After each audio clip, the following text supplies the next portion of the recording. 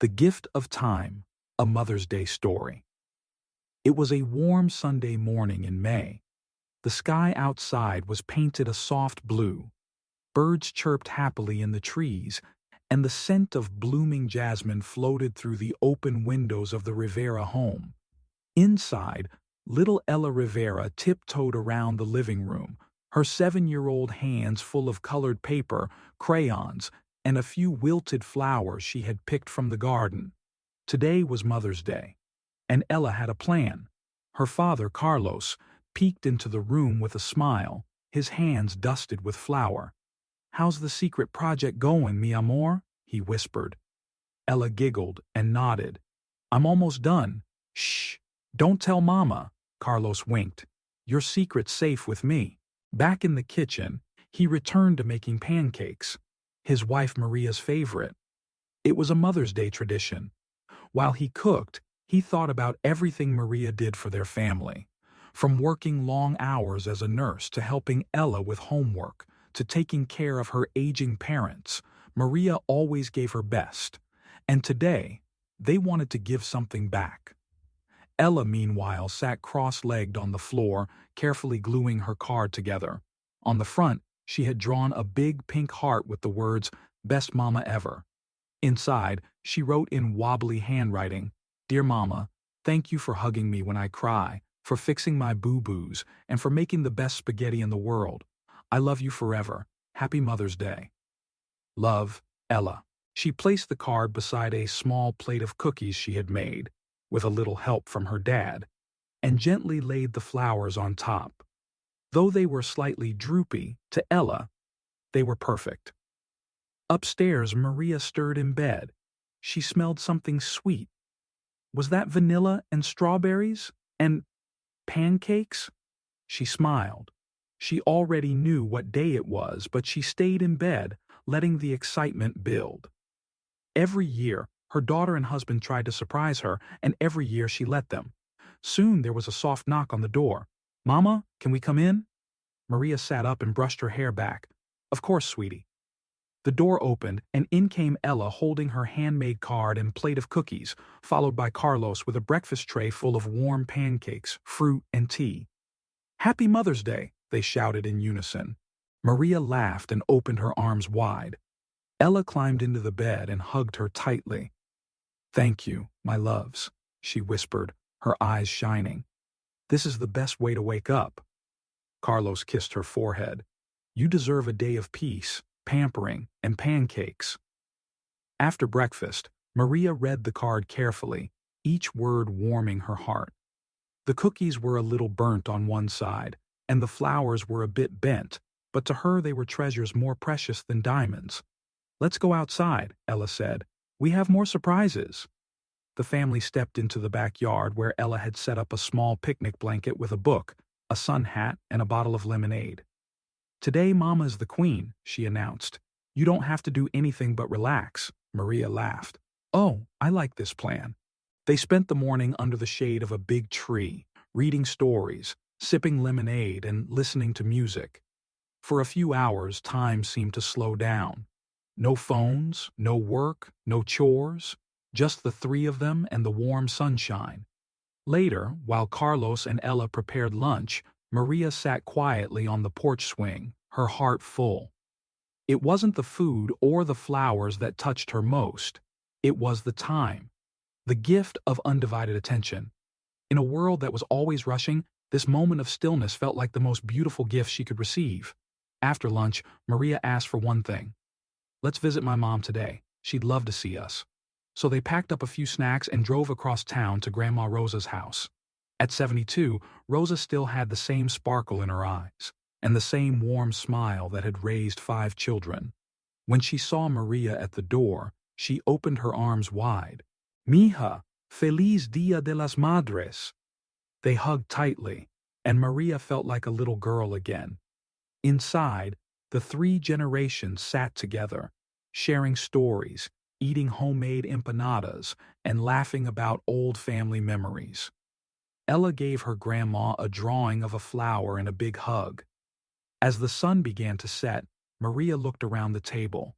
She saw her daughter's innocent joy, her husband's quiet strength, and her mother's enduring love, and she realized Mother's Day wasn't just about gifts or fancy meals.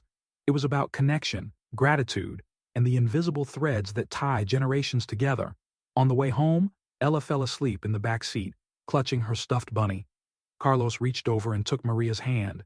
"You're doing an amazing job," he said softly. Maria looked at her daughter, then out at the stars just beginning to appear. She smiled. "I learned from the best." That night, Maria tucked Ella into bed, kissed her forehead, and turned off the lights. As she walked into her own room, she saw the handmade card on her nightstand. She picked it up, read it again, and placed it gently in her drawer, a treasure she would keep forever. Because some gifts don't fade. Some gifts are made of love, time, and the quiet moments that whisper, "You are seen, you are loved, you are enough."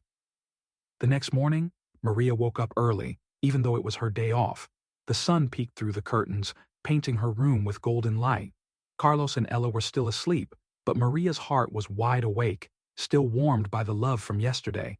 She opened her bedside drawer and pulled out Ella's handmade Mother's Day card.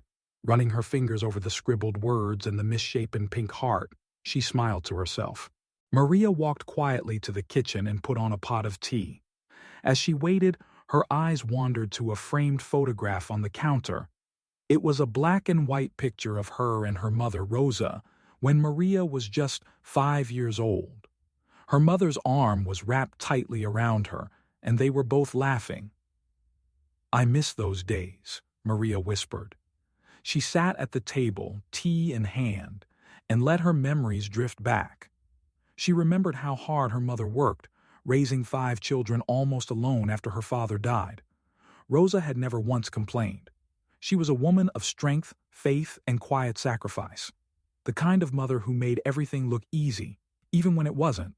Maria thought of all the nights her mother had stayed up with her when she was sick, all the times she packed lunch even when there was barely enough, and all the stories she told at bedtime that made the world feel safe. And now, Maria was a mother too. She looked at the living room, still decorated with paper hearts and Ella's drawings from yesterday. She realized that, unknowingly, she had become her mother. Not in every way, but in the deep way that mattered. The way she showed up, gave love, and made her daughter feel seen and cherished. Later that morning, Maria and Carlos decided to take Ella to the park. It wasn't far, a short walk past the bakery and the little corner shop. Ella skipped along the sidewalk, still full of energy. "Can I ride my scooter?" she asked. "Of course," Carlos said, helping her clip on her helmet. Maria watched her daughter zoom ahead, her laughter echoing down the street. For a moment, Maria stood still, watching Ella's hair dance in the wind, her smile wide and free. A thought struck her. How fast children grow. "It feels like just yesterday she was learning to walk," Maria whispered. Carlos nodded. "And now she's racing ahead of us. Life moves so quickly." At the park, they sat on a bench under a tree, while Ella joined a group of kids on the swings. The air smelled like fresh grass and blooming flowers. It was the kind of peaceful afternoon that begged you to pause and breathe it in. Maria leaned on Carlos's shoulder. "You know, I think the greatest gift we can give her is time. Not toys, not gadgets, just time with us, these quiet moments." Carlos wrapped his arm around her. "You're right. These are the memories she'll carry forever." They watched Ella play, her cheeks red and her hair wild. And Maria thought again about her own mother.